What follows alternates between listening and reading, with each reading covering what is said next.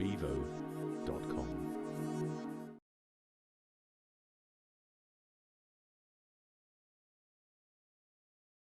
When I first saw the book, One Minute Manager in Singapore, I saw it and I grabbed the book because I thought that I'd be able to be a Barack Obama-style speaker in just 1 minute and all my management problems would be gone. It wasn't quite that, but it was. I loved your book. Can you just tell us, why is it called The 1 Minute Manager? Well, that actually came from meeting Spencer Johnson, who you probably know also wrote Who Moved My Cheese, which I wrote the foreword to. But he was a children's book writer when I met him, and he wrote this wonderful series called Value Tales for kids. And my wife met him at this party and hand carried him over. And Margie said, "You two ought to write a management book, a children's book for managers. They won't read anything else." And so I invited him to a seminar I was doing. And he sat in the back and laughed because he was working on a kind of a 1 minute scolding, 1 minute parenting book. And he came running up at the end and said, forget about parenting, let's do the 1 Minute Manager. And since he was a children's book writer and I'm a storyteller, we decided to write a parable. Because the best books we had ever read were Jonathan Livingston's Segal and The Littlest Prince and Og Mandino's The Greatest Salesman in the Mall. And so the 1 minute was not to say it takes a minute to be a manager. It takes a minute to do the 3 basic secrets of the 1 Minute Manager. It takes less than a minute to sit with somebody and be clear with them on what you want them to accomplish and what good behavior is, which is the first secret, 1 minute goal setting.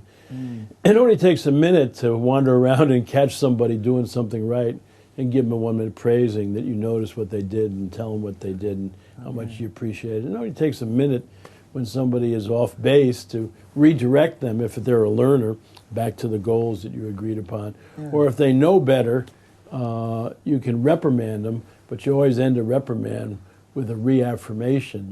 You're better than that. That's why I'm upset with you. But those don't take a long period of time. I mean, you don't want to go on a tirade for half an hour on somebody, and you don't want to sit there and praise them for 5 minutes and all, because it'll sound a little phony.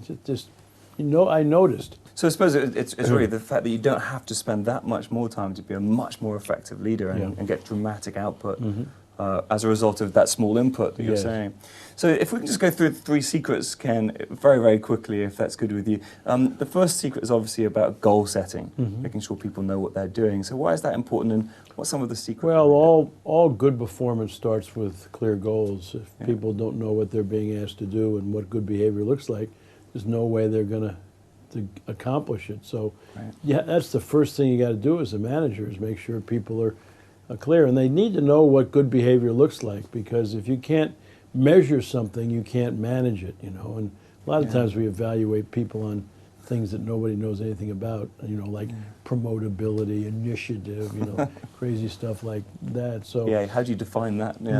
So goal setting is just the start of everything. And then the second secret is 1 minute praising, is once people are clear on goals, you ought to wander around and see if you can catch people doing things right. And of all the things I've ever taught over the years, that's the one I would hold on to if somebody said you can't teach anything going forward except one thing.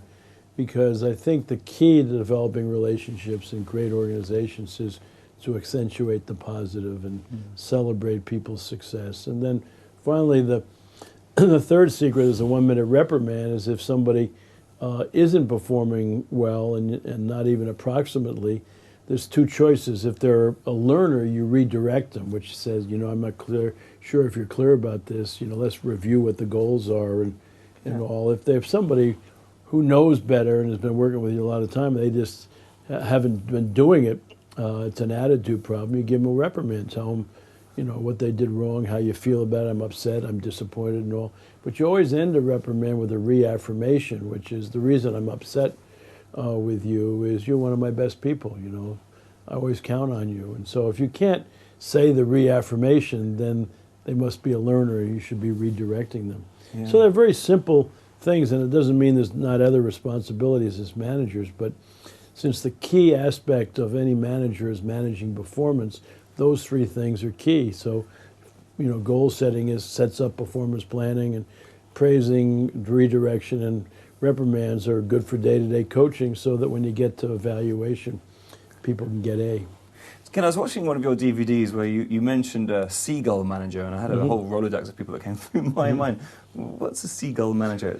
Well, it's probably the most common management technique around the world. A manager tells people to do something, and then they just disappear until people make a mistake, and then they fly in, make a lot of noise, dump on everybody, and fly out. You know, we call it kind of leave alone zap, and it's just not a very good way to be managed. I ask people around the world, how do you know whether you're doing a good job? The number one response still is, nobody's yelled at me lately.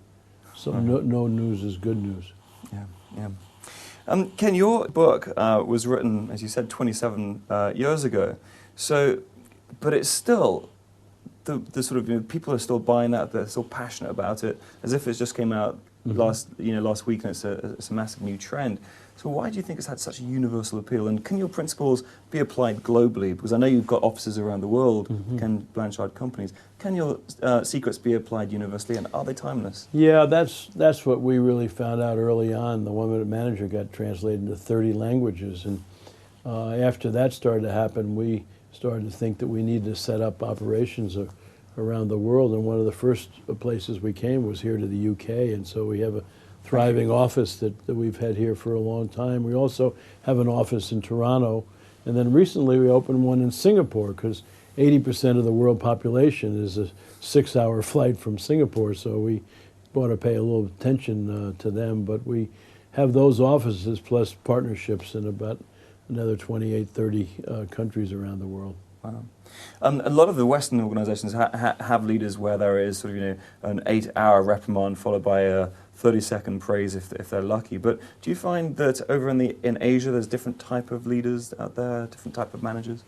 Well, I think you always have to look at the cultures. Like in Japan, the reprimand isn't really necessary. If somebody knows that they haven't done a good job, they feel a lot of guilt. That's just part of their society, and also that. But the praising and the goal setting and all that. So we always have people that live locally that run our operations, so that they can make any adaptations to that. So it's not, these Americans coming in and telling you how to do it. We're more interested in the people coming to us and saying, wow, this stuff really applies to what we're doing. We'd love to be able to represent you here. And so it's pretty exciting to see the connection around the world.